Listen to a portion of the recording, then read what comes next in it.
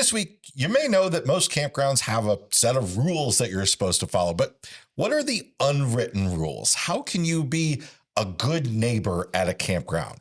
This is RV Miles. Chances are you've seen them on the road. That's because Blue Ox designs and manufactures the best towing products in the industry. Just look around. You'll find them on highways, in campgrounds, and anywhere you find people traveling in the great outdoors. From award-winning tow bars and base plates to a full line of weight-distributing hitches, adjustable ball mounts, and now they have fifth-wheel hitches too.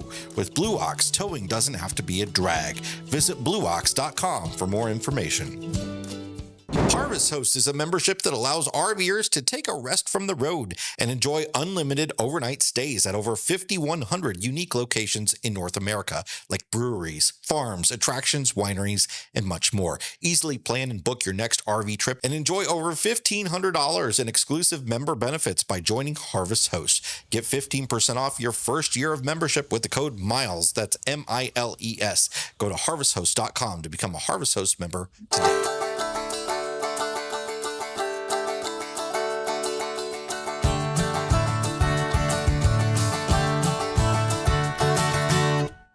Welcome to episode number 350 of RV Miles. I'm Jason. And I'm Abby. And we are two RVers who, along with our three boys, Jack, Ethan, and Henry, have been crisscrossing North America on one epic road trip since 2016. Here at RV Miles, we talk all things RV and outdoors, from industry news to national parks, travel destinations, and so much more.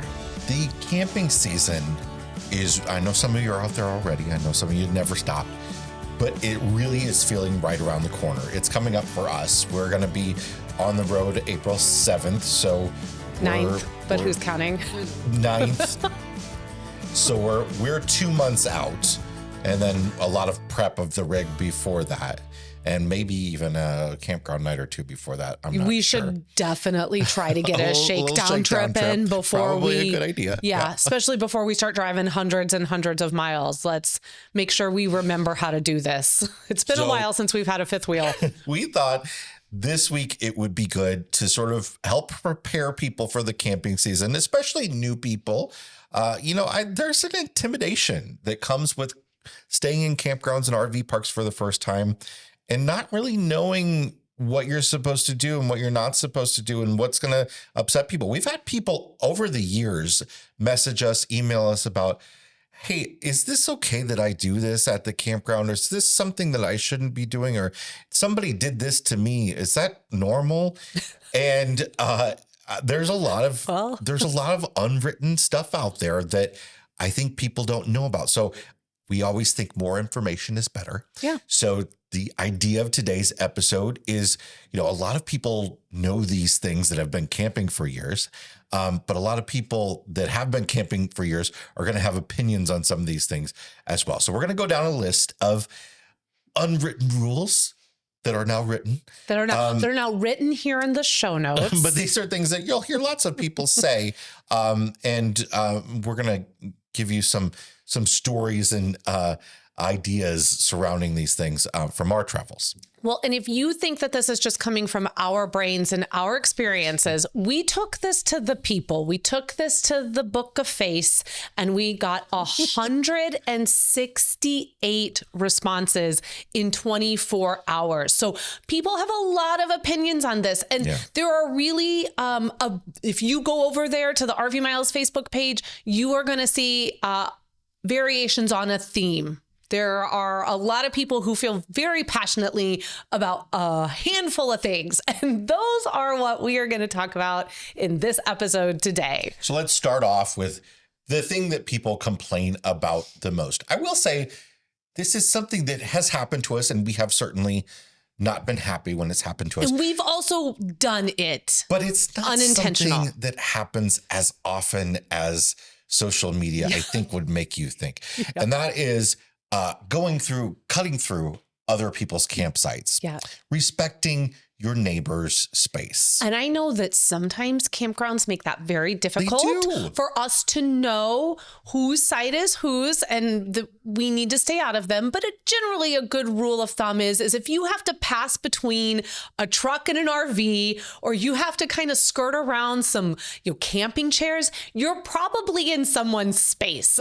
And you might want to stay out of that. If you've got a giant site that has like lots of extra space in it, perhaps there's a reason for that. And there was room for people to walk to. We've been to some campgrounds, some public campgrounds, where a certain campsite has a trailhead in the middle of it. That was what I was about to say, because once. I'm thinking of when we were in Cape Hatteras last summer, and many of the beach access trails picked up in the back half of someone's campsite. And so if you were that person that was camped there, you just had a never ending line of people during the day trying their best not to walk into your site, but at the same time, because there was no path actually to the access where it started behind these row of campsites, you were navigating through campsites in order to get to that trailhead. And you feel really bad about it, but sometimes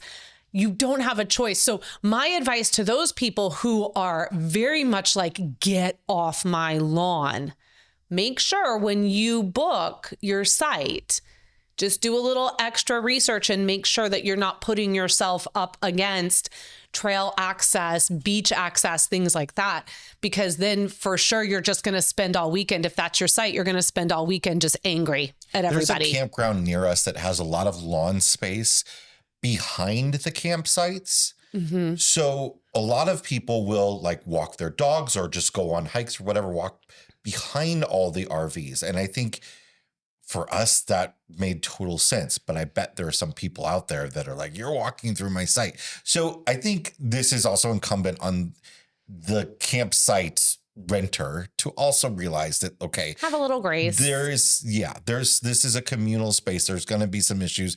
Kids are going to have a ball roll onto your site and they should go get it without having to ask your permission to come get there. There are reasons that somebody might have to step onto your site. And but again, to reiterate, if you do find yourself walking between a truck and an RV and you don't own either one of those, you are in someone's site.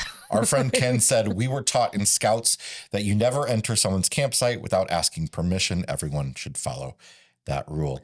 Next on the list is keeping the noise down. Obviously, this ain't the clubs. A lot of us go camping to enjoy nature, right? And this is probably a good place to point out, though, that not all campgrounds and RV parks are the same. No, and you know which one always comes to mind for me?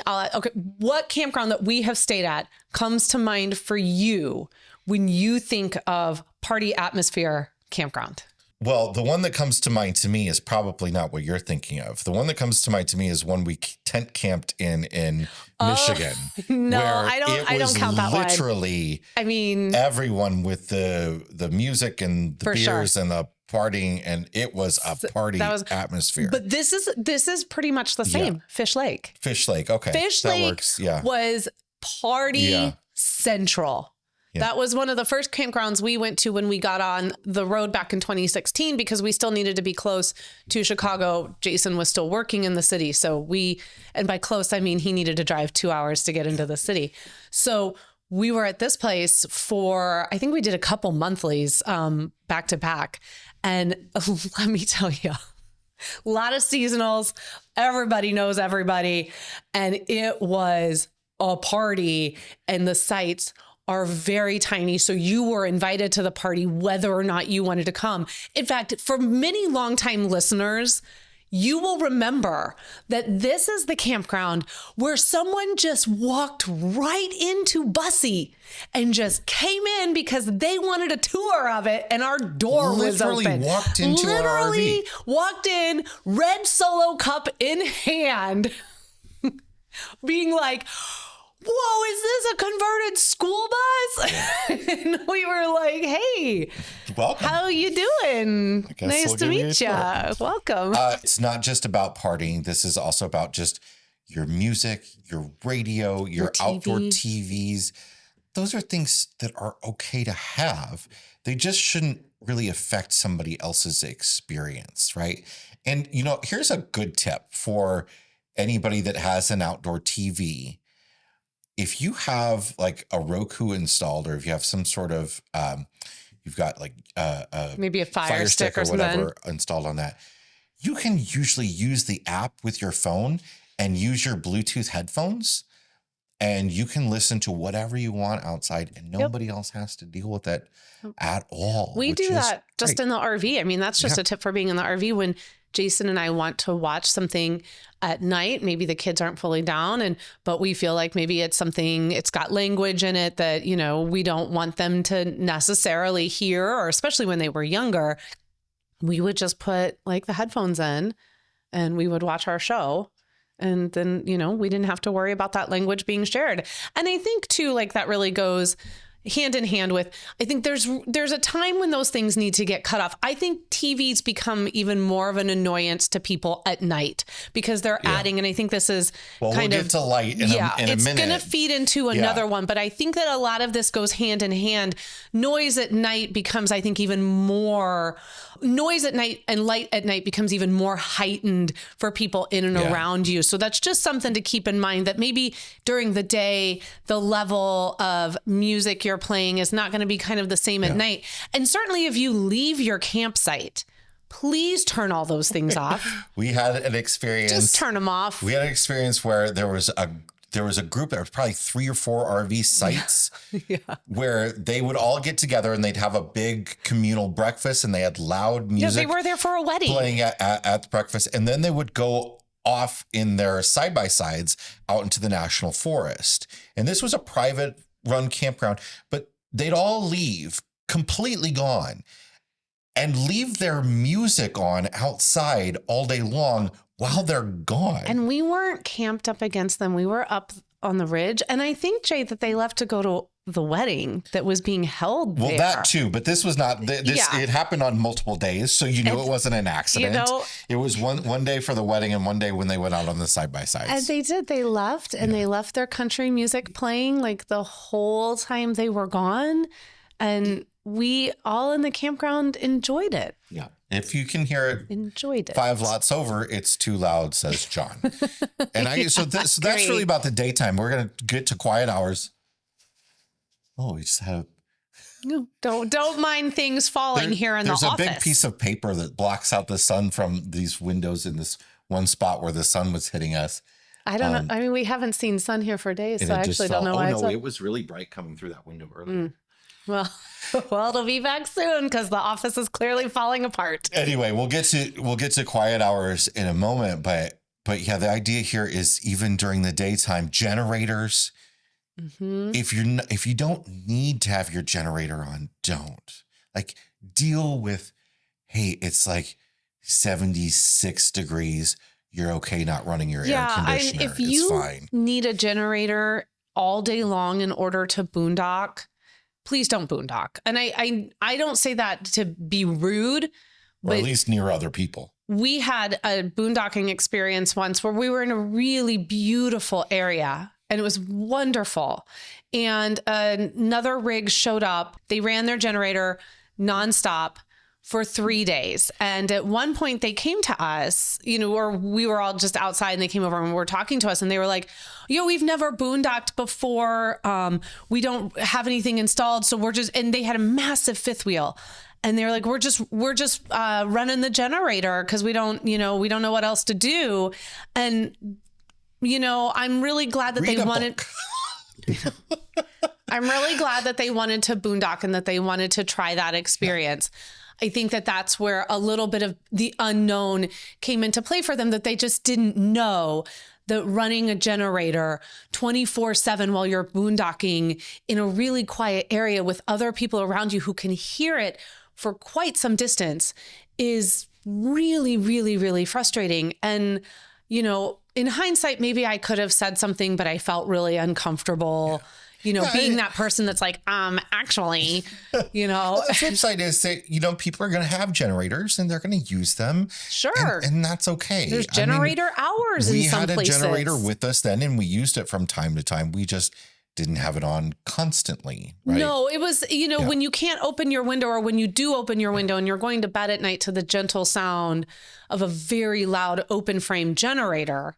And an open frame is like 10 times louder, and you're going to bed every night to that. It just kind of kills the experience a little bit. RV Miles is sponsored by eTrailer. eTrailer's upgraded all of their product listings and fit guides for 2025 vehicles.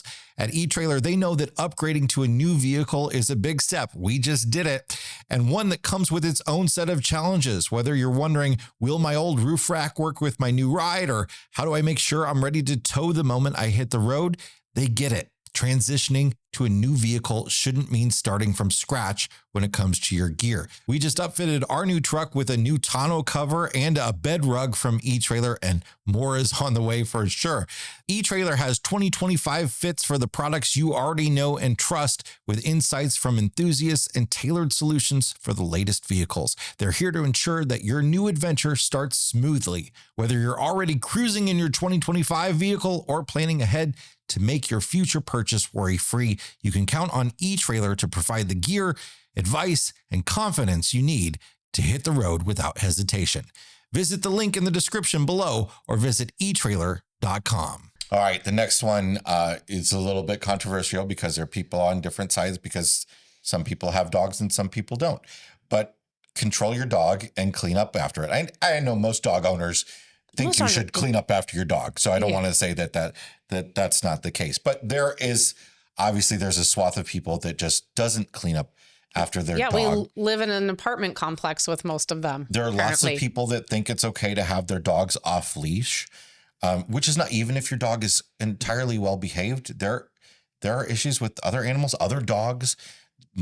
Somebody else that is their dog might be skittish around other dogs, and they have their dog on a leash.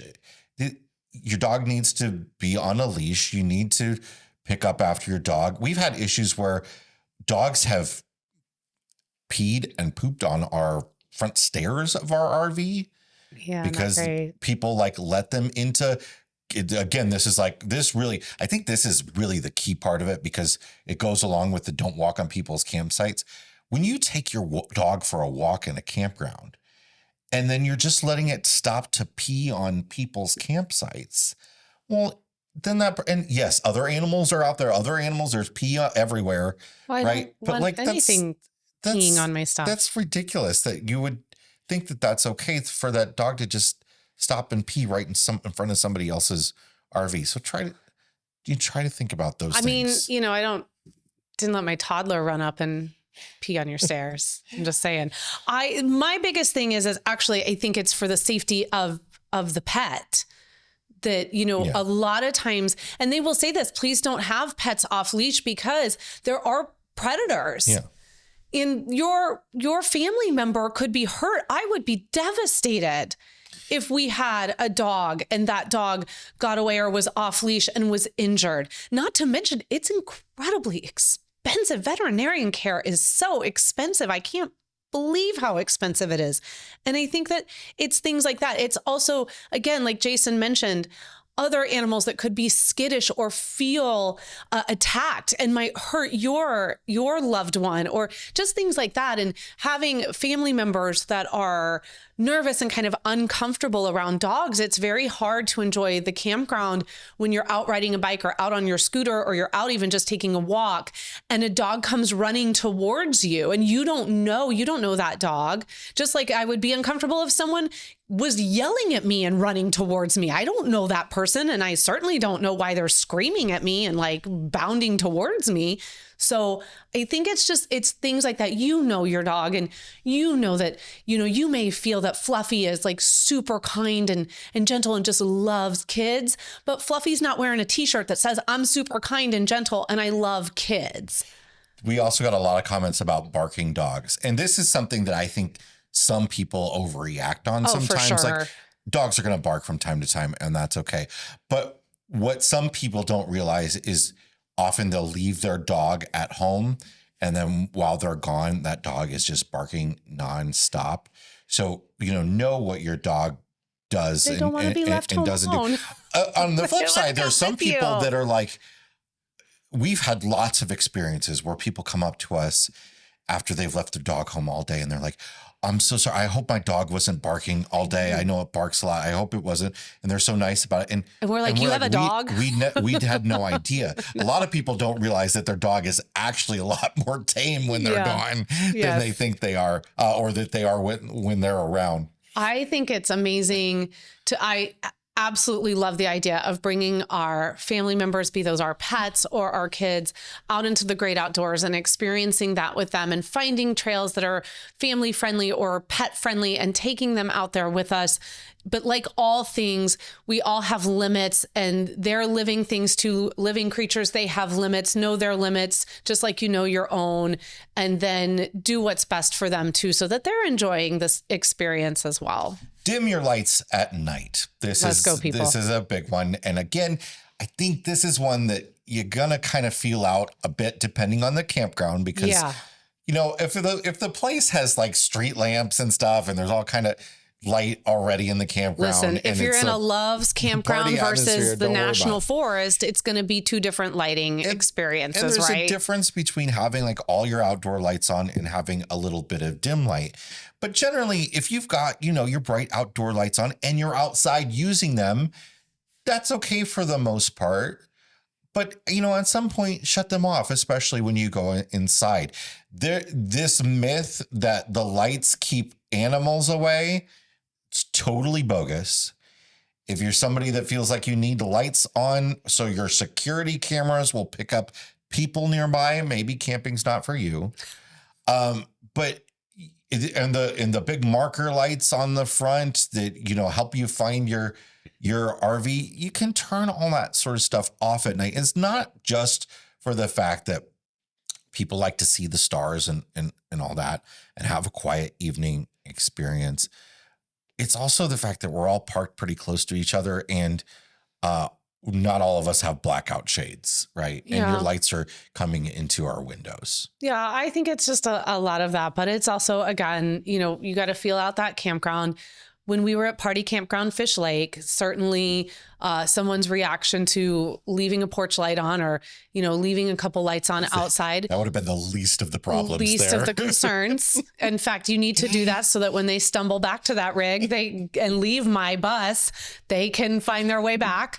But when you're in a state park or a national park, and especially places that, you know, really advocate dark skies, it's just an absolute no. Like, it's just a no for me, dog. You cannot keep your lights on at night. There's some great ways to have some light on outside that are less obtrusive. The one thing that I loved the most about our Pioneer travel trailer over the other rigs that we've owned is that it had underglow lighting. And some people hate this, but it had a nice blue, a deep blue underglow lighting. Mm-hmm. So we could turn just those underglow lights on and not have the big white lights on outside, which would allow us to see the ground and be able to walk on the ground without really lighting up the area very much. Yep. The white light is a lot different than that gentle yellow glow. Yeah. The white LED is very intense. It's also attracting the bugs to you. So, and I guess maybe you can take them and they'll go away from my campsite. Okay. Here's a controversial one. And listen, I just want to remind all y'all that we pulled this from the Facebook group. No, that we actually pulled it from the public page. Pulled it from the public page. And this goes for all sides. This is no, I know, but it's everyone. As we have learned this week on the most recent RV life video over on the RV Miles YouTube channel, where you addressed comments and things that you needed to make corrections on. It's a great video. You should please go watch it. But what we have learned is that the need for information, just fact-based, be a grown-up, take the information and do as you will information, has always been very important. I mean, literally, it's why we got into doing what we're doing. Yeah. But it comes at a cost of sometimes it really upsets people because they want your view to be their view, and that's not how it works. The bottom line is that most people at campgrounds don't want to even be thinking about the politics No. of their neighbors No. or the news or whatever's going on in the world. No, So we don't. leave the flags and the signs at home. And turn off the news on your outside television. We have been Please. we have been places please. where I remember specifically one time, I think it was an RV technician was working on someone's rig, or maybe it was just the owner of the rig working on their own rig. I think that's what it was. And they had very loudly all day long talk radio playing that Yes. 14 other sites could hear. And that is, nobody wants to hear that. And I don't care if it agrees with my politics or not. I still don't want to hear it. No, I just don't. we need to make the campground a space, much like all vacation spaces should be, a place of relaxation and enjoyment, and where you can go to kind of unwind and get the stress out of your shoulders and get your shoulders to drop down out of your ears. And you can go there and you can just enjoy your neighbors, enjoy this beautiful location you're in, enjoy your RV. And you can say, yeah, well, you don't have to look at it and you don't have to pay attention to it.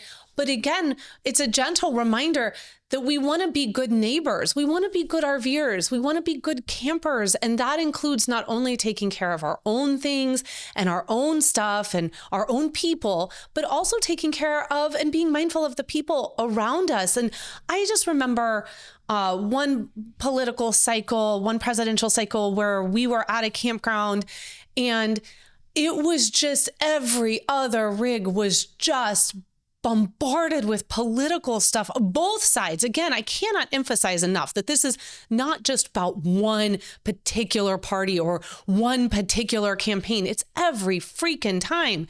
And it's like you're just trying to take a walk and you feel so attacked constantly. Especially when election season's over and we're like, are we really still doing this? Like, it's over. Yeah. And I mean, listen, people, these are not our words. These are leave your political signs at home. We're on vacation. We don't want to think about politics. Another person's like, I don't care who you voted for. Yeah. There is a time and place for all of those things. Vacation, I would say, is not one of them. No.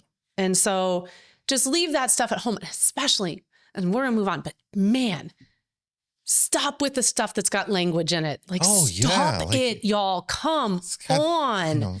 We are grown people. Signs with foul language. Ooh. And campgrounds with kids. It's sad. Come on. All right. So this one is more about the time of day and quiet hours. Be mindful of late nights, but also the one that people don't remember often is early mornings. So this has to do with being quiet and the noise. It's not just the noise, it's also the light. But respecting the quiet hours of the campground. The campground's going to have quiet hours listed often. Usually those quiet hours will be a bit longer on the weekends. People stay up a little bit more. And usually the rule of thumb is if you're noisy and loud, talkative, you have a big group of people, you have music or whatever, you're cooking, you're doing whatever outside, making a lot of noise.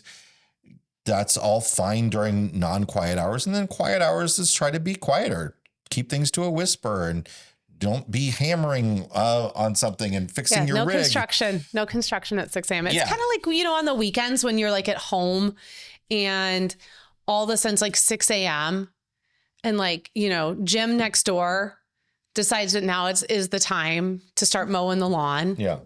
And he's going to mow the side of the lawn that's like right up against your house. And you're like, Jim, my man, what are you doing at 6 a.m.? Like, why are you mowing your lawn right now? Yeah. Let's just pull it back. Can we just wait till 7?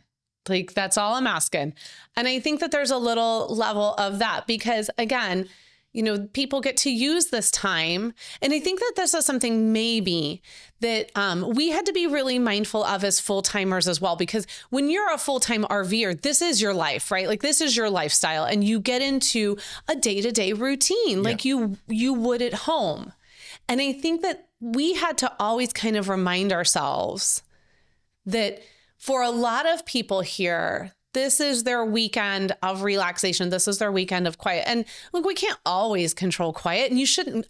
We're not advocating you go outside and you like tip around and you're like, hey, Jason, do you want some coffee? Like, you don't have to be that quiet. I hope that even picked up on the microphone. I don't even. Well, see, I heard it in the earbuds, so it should be there. But like, you don't have to whisper. So this also really plays a lot into leaving the campground. A lot of people like to leave the campground very, very early, and it plays into arriving late at a campground. Doesn't mean you can't do those things. That's fine. Just a little preparation. If you're leaving early in the morning, try to have most of the stuff you need done that's going to be loud, maybe even be completely done. I mean, that's the fastest way to get out, is to really hook up and have everything ready to go the night before so that you can pull right out. But yeah, and if you can, don't let that diesel engine idle. Try to keep it down. You do not need to run your engine for an hour before you leave. It does not need to warm up. But if you feel like it does, maybe pull out of, we have suggested in the past that if you feel the need to I need that idle before I get on the road, maybe just pull out of the campsite and just go find a place you can park at 6 a.m. outside of the camp loop. Generally, and just let it run for a few minutes before you get on the road. The driving out of the campground is enough to get you up to operating temperature. Now, I know a lot of big motorhomes have to start up in order to bring in the hydraulic slides. And fine. Just think about the time. Just think about it. Yeah. And just that, pay again, a little attention. You do what you need to do. Just don't do the extra. And I think that that's the thing is, we all know what we need to do to get out of there and things like that. You've got to have the motorhome on in order to bring in slides and things of that nature. You know that it's going to be on, but you can already have your outside stuff picked up. You can already have everything inside kind of prepped so that by the time you do turn that engine on at 6 a.m., you're just doing it to bring in the slides, and then you're heading out, and people will thank you for that. And you would want the same courtesy as well. If you arrive at 11 o'clock at night, maybe you don't use the impact wrench to put your stabilizers down, and you just use the hand crank. And maybe you don't hook up your sewer and water because you've got some in the tank or whatever. While you're yelling at your spouse about it. It's fine. Just think about it. And stuff happens. Yeah, it does. You probably didn't intend to arrive at 11 at night. And you're frustrated and you're tired and you're hungry and you're all these things. Don't panic. We're all going to have to deal with some noise at night or whatever. But if you have control over it, just think about it. So I think that this next one is universally loved. I would be surprised if anyone said to us. Except for the people that that's are the ones that commit this crime. There are the ones that are committing this crime and forcing all of us to keep talking about it. Give campers space when they're backing in. Or not just backing in, hooking up, unhooking, all of that sort of stuff, setting up their campsite, because you're distracting them from the list of things that they have to do in their head. They might forget something, or you just might make them not notice something and cause them to, it happens all the time. People cause other people to back into a tree or whatever because they've been distracted by somebody else. If that person truly needs your help, if they're having a struggle getting into their campsite, sure, go up to them and say, hey, I just noticed hey, I've been over here drinking a beer and eating some popcorn and noticed it looks like you need some help. If you needed some help, let me know. Otherwise, I'll stay out of your hair. But and we've been in that situation where we've seen somebody that's struggled and really did need help, and we've helped them out before. But, be a human about it, right? Don't feel like don't be the person that thinks that they know everything and that they're going to teach somebody how to do everything. Young RVers turning into their parents. That's what this is. That is the insurance commercial right there. I don't need your help backing my 32-foot rig into my campsite. I'm better at it than you are. Because a lot of that, a solo woman is often going to have people coming up to them saying, do you need help? Whatever. Do you need help with that? I just think that, and another one to go with that is let's not watch. people. Yeah. Or if you're going to watch, can you be discreet? Just be discreet about it. That's what zebra shades are for in the rig, where you Just peek. Linda said unsolicited offers to direct my husband when he's backing into the site. His vibe of not needing help could not be clearer, but some still persist. That's part of the problem is like you can just read have the room. you can have the attitude that like you really want somebody to go away, but some people just don't pick up on that at all. No, and I do kind of wish that we would stop guiding people to their sites and then being like, now let me help you get into the site when you arrive at a campground. I really wish you'd just let us, if you need to stay and make sure that we get in okay and everything's fine. Some people want campgrounds to help with that. I hate it. I hate it. I hate it. And I think maybe the answer to that is, can you just ask? Yeah. Would you guys like some help getting into this site? Or are you guys good to do this on your own? I think just ask. And then we can say, oh, no, we're good. Thank you. Or no, we don't need any help at this time. And if for insurance reasons or legal reasons, you got to stay and make sure I get into the site, that's fine. Sit in your golf cart and wait for me and Jason to finish it up. You can tell me where you totally want us to put it, whatever. If you've Absolutely. got, if you're or you can say, hey, I want to share this little bit of information with you guys before you get pulled in. Because this is a common thing that happens with people here in the campground when they're backing into this particular site. Don't be telling me which way to turn the wheel. Okay. No. And certainly don't see that I'm on the phone and I'm talking to Jason, and then do not come and stand next to me and essentially start talking over me in an attempt to take over my position within this backing up world. Like, that is so rude. And just let them figure it out. Offer the help. If they don't need it, they don't need it. If they do, they will say, yes, please. That would be great. Thank you. We're not really great at this, or I'm not really great at helping him get in, or helping them, helping her, whatever, and take it.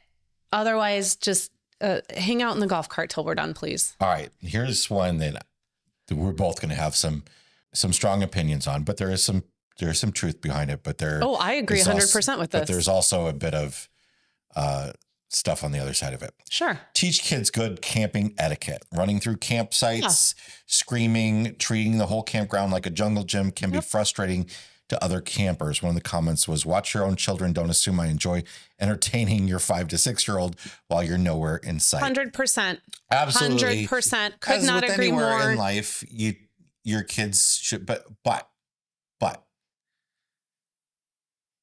I don't understand. There's a swath of people that think those kids all kids at campgrounds need to be watched at all times, and they need to be silent at all times. Well, seen and not heard. And that's the same group of people, I think, or there's a big overlap of people in that group. They're like, kids are spending too much time on electronics, and kids don't do enough outside, and kids are too helicopter parented and stuff.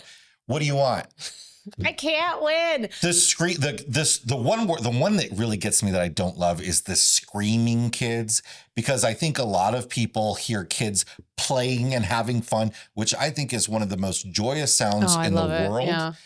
And they call that screaming. Now, there's a level of screaming that I understand you having an issue with, but look, if you don't want to hear kids play at a campground, you got to find an adults-only campground. I got no other option for you. Just like if I kind of lump this a little bit with how we view like dogs and stuff at the campground too, right? Like if you don't want to be at a campground where pets are allowed, then you got to find good luck, but you got to find a campground where no pets are allowed. Kids are going to play tag in the road in front of the campsites. They're going to ride their bikes and scooters and stuff, and dogs are going to run around the dog park. Like there's going to be barking. There's going to be noise. Yeah. I guess I should add to this one that there should be a flip to this one is also, don't assume my kids need parenting.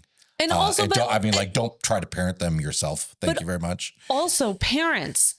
I mean, we as parents are, we love to let our kids go, and they understand the boundaries within a campground, and they know good campground etiquette, and we love to let them go off and play and explore the campground. But parents, we have a responsibility as well to know the rules of that campground. If your children are not supposed to be in a clubhouse without an adult, you do not let your children go to that clubhouse and play pool. That we see You're ruining it for the rest of us. That has really bothered us. We've had instances where like a kid is living, like trying to take up residence at our site. Yeah. And is like, asking for food from us and stuff or snacks, like, and not like, this is not like poor kid can't afford food and parents don't have anything. That's not what I'm talking about here. And of course, no, I mean, we still give them the snacks regardless. That was the situation. This is just like, this is parents that have no concern at all. There's some free rangey type parents out there, and I knew you were going to drop free range. Don't you come at my free range parents. There's an element of that that's great. There's an element of that is not. And when it's like, I don't know where my 2-year-old is, maybe it's not. When you're sending group messages wanting to know if anyone's seen your 2-year-old, then perhaps, my friend, that is when you need to just actively remind yourself that the 2-year-old might need to stay a little bit closer to you, or you need to stay a little bit closer to the 2-year-old.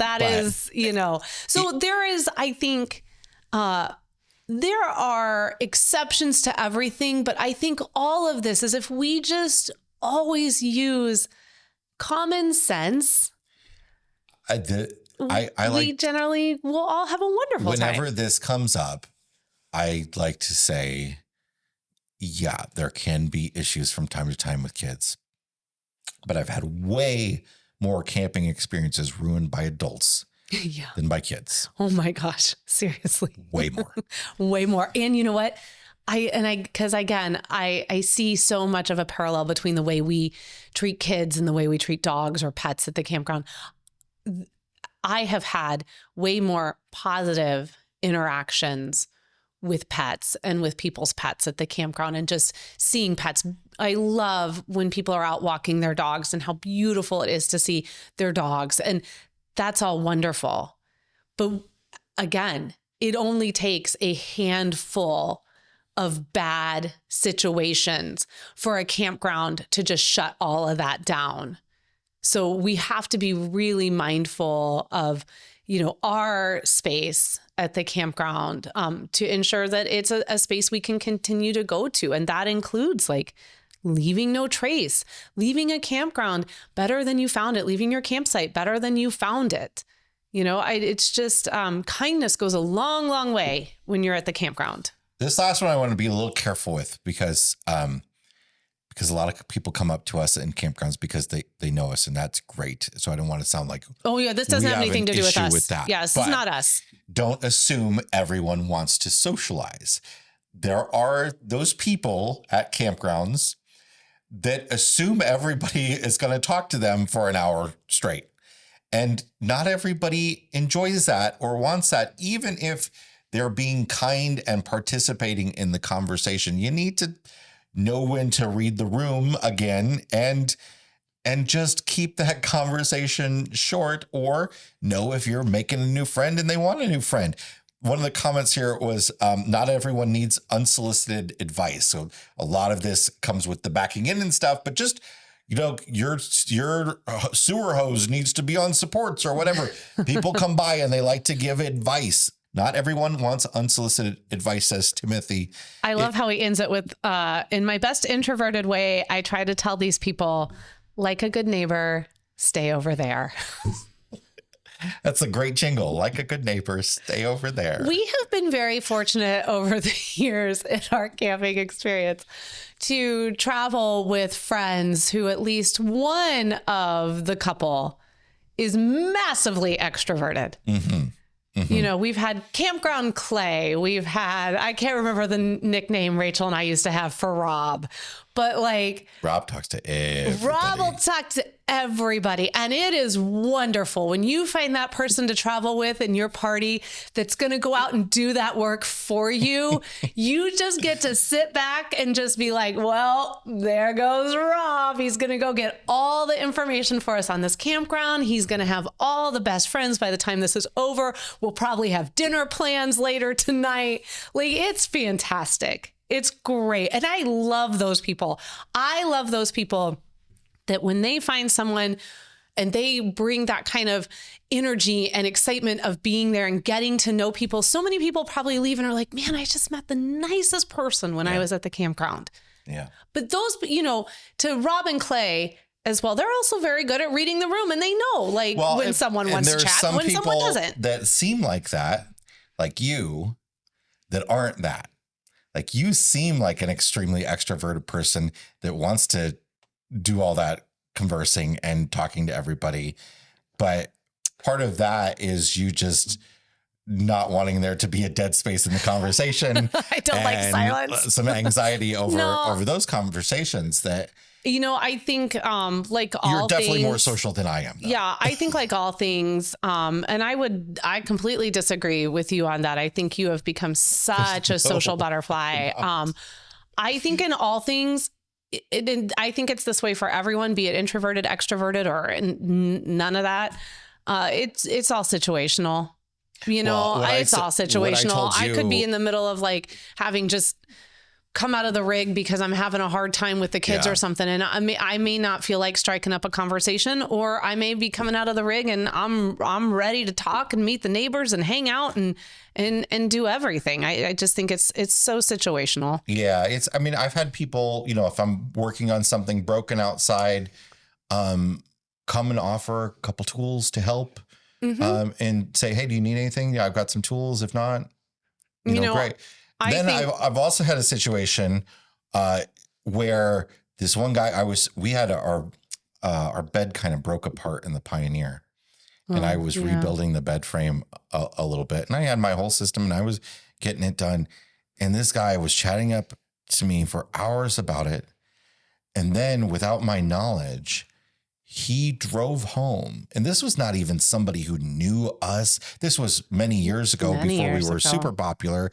And he had no idea who we were. Super popular. Listen to you. Whatever you want to say. I hate this. We are not that. Before people really knew who we were. All right, Galinda, keep going. And he very kindly, I don't want to sound like I'm talking down to this person, but he very kindly drove like an hour and a half home and got his chop saw so that I could use it to help me out with it. And this was an older guy. Yeah, so nice. And it was very nice of him, but like I was done by the time he got back with it. You didn't know he was going to get it. Really, really terrible. Yeah. But was this the repair that then eventually we blew the bed out again, like because the struts were?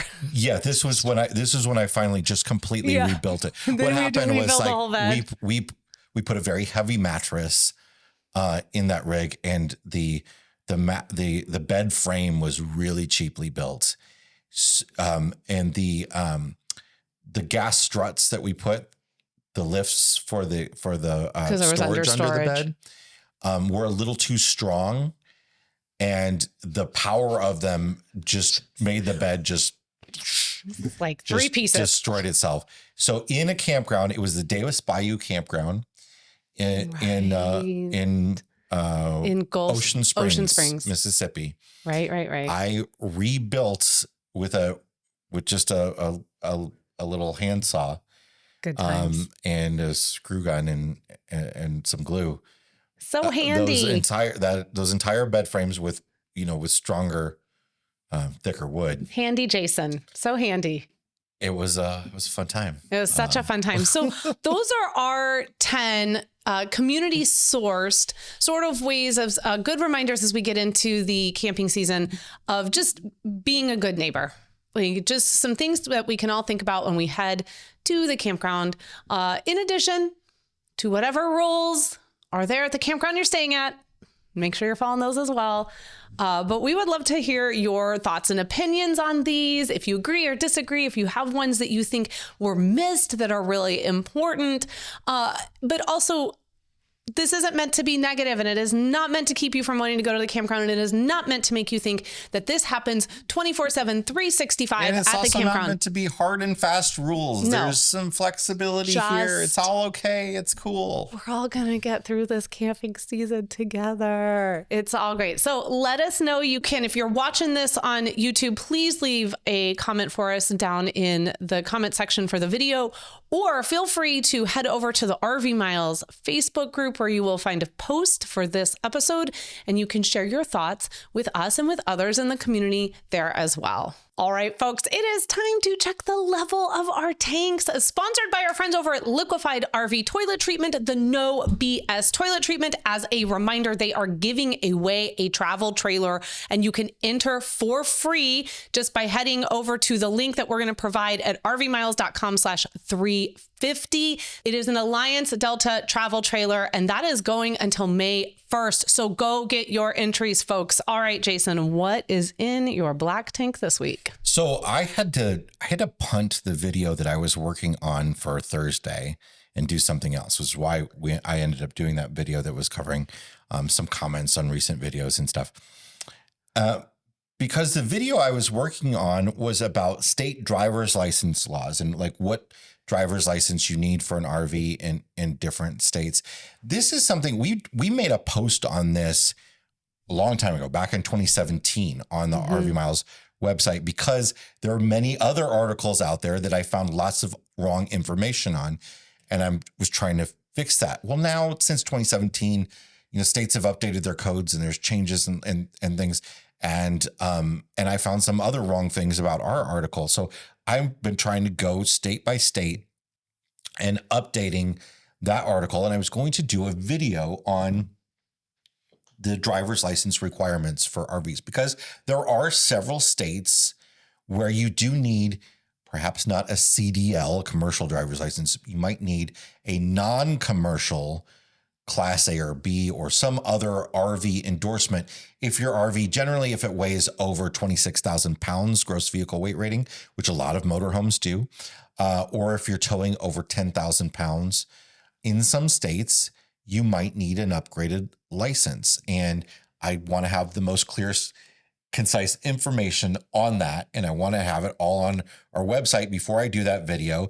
So A, so that I can be as accurate as possible in that video, but B, so that there's a place for people to go to get the accurate information about their state. Because believe it or not, you can't just go to the websites of these states, because the states have the wrong information on many of their websites. Some states will say your Class D driver's license, your standard driver's license, is only good to tow up to 26,000 pounds, and it's only good to drive up to 26,000 pounds GVWR. And it says that in the driver's handbook and stuff. But then you go read the code of the state and find it nowhere in there. And that's kind of some of the stuff that I'm dealing with here, trying to wrap my head around doing this video right. So my black tank here is the fact that we assume laws are cut and dry. And what I often find when I'm digging into laws, and what I'm finding an extreme amount of digging into these laws in particular, is that there are so many gray areas and there are so many laws that conflict with each other. And what we often don't realize is that laws are passed and there are conflicts, and those don't get resolved until a case goes to a court somewhere. Yeah. And that doesn't often happen with, a driver's license for a motorhome or towing a fifth wheel. Some states are very clear, like California has rules for upgraded driver's licenses that you need. And, that's unfortunate for some people that they have to go get that if they're driving a big motorhome or towing a big fifth wheel. But at least it's clear cut. Clear about it. Yep. It says you need XYZ license. Illinois, the same way. You need to have, if you're driving a 26,000 pound plus motorhome, you have to go get a non-commercial Class A. It's the same test that a CDL driver takes, but you don't have to have like drug testing and keep logbooks and all that sort of stuff because it's a non-commercial license. Other states, it's just, a commercial vehicle is defined as any vehicle over 26,000 pounds. Okay, do I need a license then? Well, then somewhere else it says, in some other obscure code, it says RVs are exempt, but you have to go find that, and it might not be listed on the DMV website. It's a mess. It seriously is a mess. That is a mess. Before we get to your fresh tank, we're going to take a quick time out because I'm getting a text from the children who have a question about milk. There's no milk. That's the question. So that's the answer. Yeah. So someone's made macaroni and cheese and they're in need of. He's going to have to use, he can have to use that half and half. He's got to use that half and half. Got to live that half and half life. And we're back. All right, Jason, what is in your fresh tank this week? Go RVing, which is the marketing arm of the RV Industry Association, has put together their new 2025 RV owner demographic profile. I think they do this every 5 years or so. Normally they release this kind of as a big report to the public. This year they are keeping, and maybe they did last time too, I can't remember. They are keeping it under wraps to their members only, but they did put some information out there, just some bites that I think are really interesting. But the one that I wanted to point out here that I think is a true fresh tank is that RV owners are spending more time using their RVs. Yay. Though when we first started covering the RV industry, the first one of these reports that came out, I think it said something like people were using their RV for 13 days. Ouch. Out of a year, which is just wild to me. And then the last time they did this, it looks like, so the last time they did this in 2021, it's increased another 50% since then. So now the average or the median number of days used per year for an RV is 30, which is way better than 13. And I am guessing you'll probably cover more of this in the news video on Monday. Yeah. RV owners also getting younger and younger as well. The median age of RV owners has declined. Or you're just going to cover it now. Okay. Wow. To now have, well, I just want just this one thing, to now have 46% of RV owners falling within the 35 to 54 years old range. So it's more than half of RV owners are not retirees. Very cool. It's nice to see some positive growth and some positive news coming out of the industry. What's your black tank this week? So my black tank is just a PSA for anyone who goes to the gym, has a gym membership. If you are traveling to a gym, I don't know why you'd be traveling to a gym. Oh, lots of people have gym memberships that are nationwide. This is true. Especially Class B owners, so they can shower. Every gym I've ever been a member of, been in, they ask and they provide everything you need for it to wipe your equipment down when you're done with it, prep it for the next person who's going to use it. Okay. It's going to get gross, isn't it? Yeah, it's not great. So, I like to always wipe down said equipment before I use it, and then I wipe it down again after I'm done with it.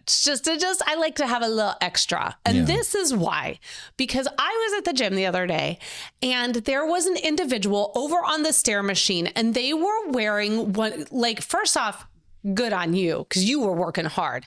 They were on the stair machine and they were wearing one of those weighted vests. So they were busting their butt on this stair machine.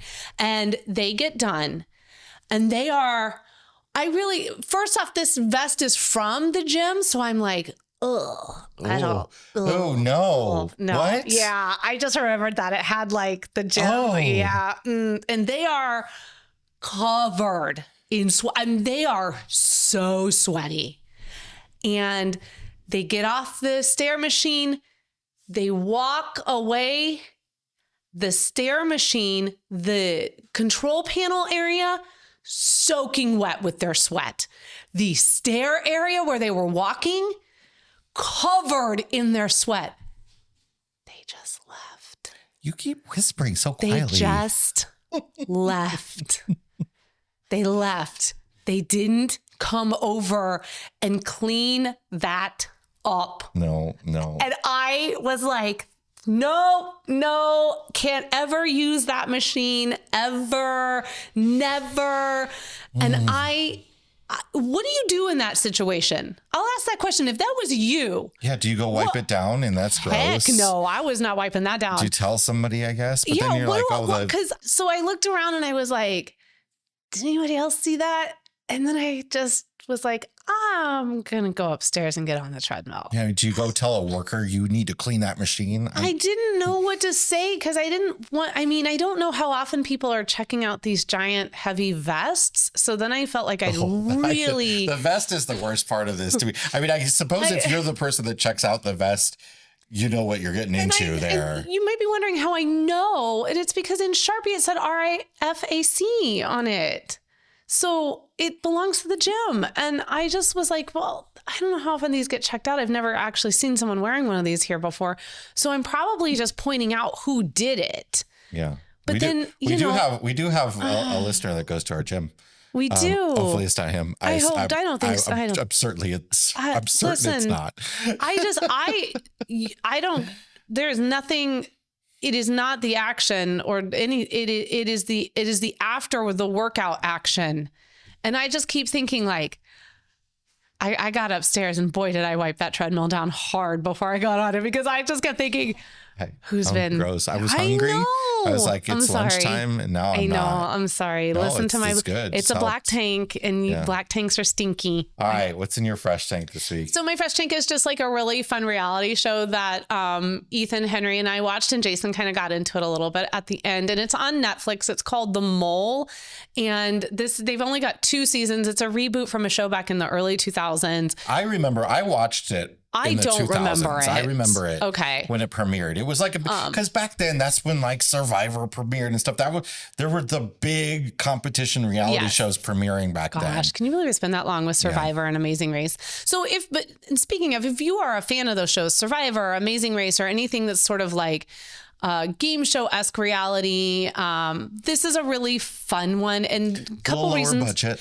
It's a little lower budget, but that's fine. You know, it's got a cast and then someone in that cast is the mole. But the reason why I'm fresh tanking it is because I think sometimes it can be really hard, especially with streaming services, to find reality shows that are kind of free of intense, extreme interactions with other people.